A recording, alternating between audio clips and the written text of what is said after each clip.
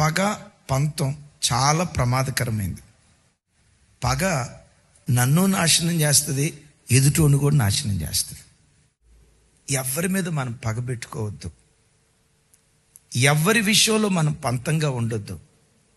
మనకెవరైనా కీడు చేసినా, మనకెవరైనా నష్టం చేసినా, మనల్ని గూర్చి ఎవరైనా దూషణకరంగా మాట్లాడినా యేసయ్య మనలను క్షమించారు కదా.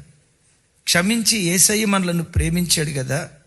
యేసయ్య మనలను క్షమించినట్లుగానే ఇతరులను మనం క్షమించేవారిగా ఉండాలి.